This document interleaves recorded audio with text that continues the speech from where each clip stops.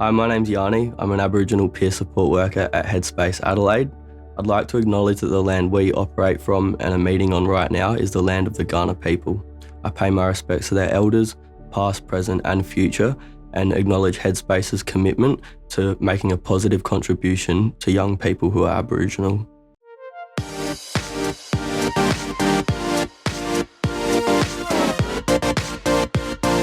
Welcome back to the Headspace Sessions podcast. My name's Claire, I'm from the Community Development Team at Headspace Adelaide, and today we're having a chat about how to support a young person going through a tough time. I'm joined today by Aiden, the Youth Reference Group member at Headspace Edinburgh North. And Amira, I'm the family peer practitioner at Adelaide Headspace. We're so grateful to have you here today with us, Amira. First up, we'd just love to explain a little bit more about your role and what you do and how you fit into the space of Headspace Adelaide. Well, I support the families that come in that are caring for someone that's either going through psychosis or are at risk of psychosis. And what that entails is a range of different things. Basically, I allow the space and time for them to understand what's happening for their family and their young one, and I can connect them up with services if needed. I also remind them that there's hope in the near future, and that if you slowly chip away and take one step at a time while caring for yourself, things can get better for everybody. We appreciate you coming and sharing some of that wisdom with us today. I think we've got a couple of different questions and topics we'd like to explore with you and kind of deep dive a bit more on that topic. I think first up, we kind of wanted to have a discussion around boundaries and how, you know, when a young person's going through a mental health challenge, supporting them might be a bit difficult for a family, or there might be different things going on for them. So how can someone who's supporting a young person best set some of those boundaries, and why is that kind of important as well? A lot of families ask this one because it feels really hard to do. However, it's important to not only keep the family members safe or other siblings, but also the young person. The biggest tip would be to stay consistent, so follow through on whatever the boundary is. And that can be tricky because you never know if you're dealing with a mental health challenge or if it's an adolescent thing or if it's just pure rebellion. But staying consistent in your message and clear with the open communication, that would be the most important. And of course, if you're ever feeling unsafe, to reach out to services around you or that you might be engaged in. So along those ways, I guess, how can someone, whilst they're setting those boundaries, still provide some of that support as well and be that caring person? So how can they provide that consistent support through maybe some of those ups and downs? That would be pulling from their own support team. So whether it's, you know, their partner or a lot of the families have friends or family that have gone through something similar, which is always good to draw upon, even though everyone's journey is so different. But there are obviously services out there that you can tap into, like Carers SA or Carers Gateway, and they can coach you through some of the tougher times and kind of guide you. We obviously also have a lot of information on Headspace website, info sheets that can kind of show you that you're on the right track. And once that person has kind of got that validation of, I suppose, doing the right thing in their parenting, they're more likely to be confident to keep it supportive and safe. So how can family and friends remain authentic to a young person when part of their relationship with that person is being a carer for them? Again, that's really a tough one because it can feel quite isolating and that all you're doing is being a carer. But I always try and remind people that, you know your child best, and that, you know, it's not all about just telling them what to do or how they should act or keeping them inside. You can actually do activities with them, whether that's, you know, making sure that you have dinner together, and it doesn't have to be that long. Board games, you know, something that you can kind of reconnect because something obviously has happened. Even something as simple as sitting on the couch and watching a favourite TV show and kind of try and connect that way, because then you're becoming more of a parent rather than a carer, and it's all about the mental health challenge, whereas, being the parent side of things, you want to get back to connecting and having that relationship bonded again. Yeah, so I guess it's really important, like you mentioned, to have that balance within the relationship. So still making time for those fun activities and fun things that you used to probably enjoy maybe before something popped up within the relationship. And so it's good to reaffirm some of that. Yeah. And trying to be present in the moment, because there's so much happening and you're always kind of taken with that and getting so, I suppose, overloaded, that being really present with your child or young person, that, you can actually start to enjoy the time with them. Part of this episode, we had some people submit some questions on Instagram and some of our other social media platforms to help someone inform some of this chat. And some of them were talking about like that concept of when you're hanging out, how to avoid feeling like you're treading on eggshells and sort of being present. Do you have any tips around that? That is so common. And it really gets back to the basic of being in an open communication relationship where I feel like you can be open and honest with your young person and also kind of voice what's happening for you and the impact as much detail as you would like to.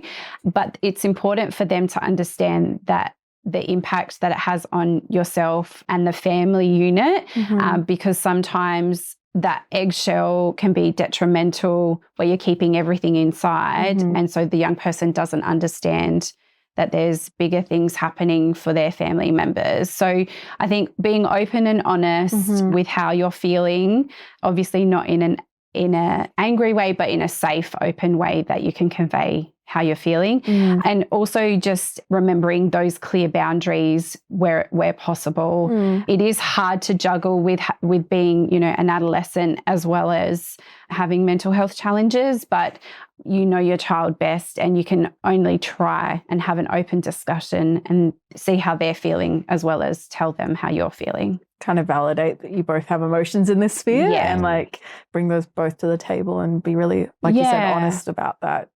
Sounds like can be really helpful. And because parents are humans too. And I think sometimes because they're the carer and the parent, they can get into that role and just kind of be a bit guarded with what they want to say to their young person. But then the young person is a person too with feelings. And so, making sure that everyone has a voice in the family unit and you work together can only mean good things. So if you are a carer that is looking after somebody, how can you as a carer also make sure you're looking after yourselves in the right way? Well, it's not all face masks and bubble baths, unfortunately. I mean, they are nice. It is really hard to do this, especially when you're in the thick of things or it feels like you're in the thick of things. However, there are multiple ways you can do it, tapping into professional services, so either a psychologist or a counsellor. We obviously have me, a headspace, but there also are, lots of websites and things. But it is actually carving out the time for yourself and making sure that you're using that effectively, trying to kind of zone out of what's happening for you. So whether that's, going for a walk or chatting to a friend, and trying to be present. A lot of people have found comfort in writing things out that are happening in their brain, especially if they're not being able to sleep or anything like that. But it would be time and effort to do it. And once you kind of put that into motion, it will become a kind of embedded thing for yourself. So, but the most important thing, if you're in the thick of things, trying to talk it out with somebody that you trust and can give you that space and time is really valid. And then you can kind of put things in place either with that person or on your own, what's worked for you before. Yeah, absolutely. And I guess it's good to build that toolkit and have all those things in place so you know how to access them, when to access them when things are going on as well. Yeah. And it's very similar to what Headspace do for young people, give them strategies to set them up for, the future. It's the same thing, except carers kind of forget and want to put everyone else first. So, yeah. How is being informed about being a carer and your role within that useful in the way that you can support your loved one in your life? Informed about like their care, you mean? Or even just the role of being a carer. Kind of touched on a few things already so far, but how do those two things kind of relate together. Yeah. It is extremely beneficial. However, there can be a point where it can be detrimental depending on how far you go down. Yeah. So it's obviously great to be involved and knowledgeable about what's happening for your young person and about what treatment means and what the future holds for your young person. And that's kind of where I suppose it's once the young person is settled and things are being managed properly, that's when they can step back and relinquish that control. Yeah. I suppose sometimes that's when carers realise that's when they're burnt out and they've got nothing else to give. So it's important that everybody realises that just because the young person's getting help doesn't mean everyone else sits on the sidelines. We all need to work together. Yeah. Here's another question that came from Instagram from one of our viewers. What should a family member do when a young person becomes friends with another young person who suffers from a similar mental health issue? Very tough. And I can understand that it would be very concerning, and especially because there's a lot of factors at play. Don't want to re-trigger your own young person and things like that. However, we do live in a world with lots of people that suffer from mental health challenges. And so I don't think it's something that you can escape or, I suppose, control in that manner. I always find with my own children, if you tell them not to do something, they want to do it more. So I feel like with this, you can definitely keep a careful eye over it and definitely have those open conversations about mental health and what challenges might come up for the young person being friends with another person like that. However, they're ultimately going to do what they want to do. So just keeping that line of communication so strong and open that if something was to happen or if they did get themselves in a bad situation, that they could come to you and tell you. Yeah, definitely. And would you say in some ways it's okay because they're finding community and it might not always be a negative thing? Absolutely. And that's the thing. We usually gravitate to people that we, really relate to. And it doesn't necessarily mean it's going to end up badly. It could just actually be the thing that the person needs right now to get them through. So, you can keep a careful eye if you're very worried, but just keeping the lines open. Yeah, definitely. Yeah.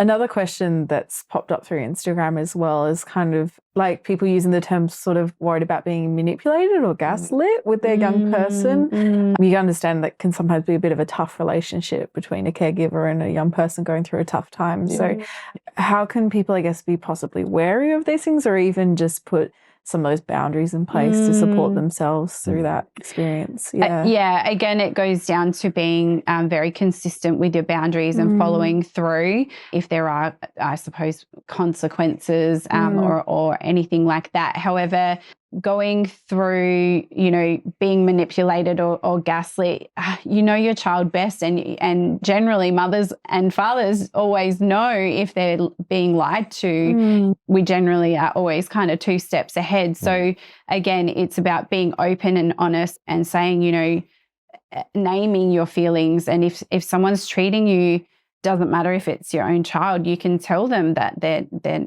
not being fair on you or they're speaking to you in an unkind way. Yeah. But yes, gaslighting and manipulation, like I'm fairly sure a lot of the time they're not doing it on purpose. It's more so that they're kind of maybe trying to push to see how much they can get away with. But if there's mental health challenges in play, sometimes they might not be able to control what comes out of their mouth. So it's just, being open and honest and naming those behaviours. And then if there's boundaries that need to be put in place, you can work with the young person to discuss what boundaries they feel could be put in place, because they obviously wouldn't like to be mean or manipulative all the time either.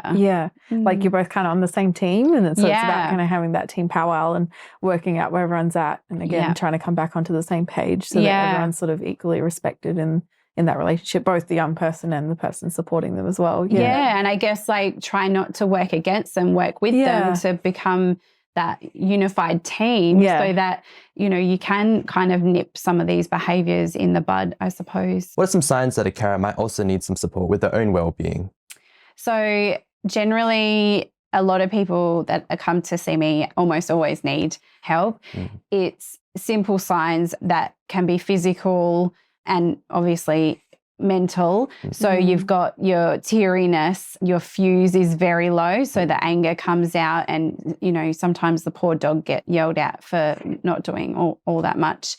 You can't focus, you've got a brain fog, you're not sleeping well, and those are some signs of stress and anxiety. And then you've got your racing thoughts where you can't sleep and you're waking up all the time and things like that. So heart racing, sweating, all of those signs can be signs of anxiety and stress. However, that could be other factors. But if you're feeling like you don't want to get on with the day more often than not, I would definitely encourage to reach out for some support. And that it doesn't have to be a professional support, but the step one would just be to reach out with someone that you feel comfortable with. But yeah, just watch for those signs and make sure that, if you find that you're breathing quicker and you've got butterflies or a feeling of like dread in your stomach, then, you might want to stop and think about where's that coming from. And usually it is the situation at hand, but there are ways to fix it. Yeah. So if people are sort of experiencing some of those thoughts and maybe they've chatted to a friend or something like that already, another support network, and maybe it's not kind of doing the trick. You've touched on a few things already, but what I guess are sort of your recommendations when it comes to reaching out as a person supporting another young person and getting that extra support for themselves as well? There are specific supports that are for carers. Yeah. So we've got Carers SA, which is if you Google it, it's probably one of the first one that pops up. Yeah. They have so many different kind of, I suppose, supports in place for carers. They've got, counselling over the phone or face-to-face psychology and things like that you can tap into. There's also, I'm pretty sure, like webinars and things that you can learn different things as well. And there's also, I know sometimes financial hardship can come into play because a lot of families, either the mother or father, will have to give up their job for a while to support their young person.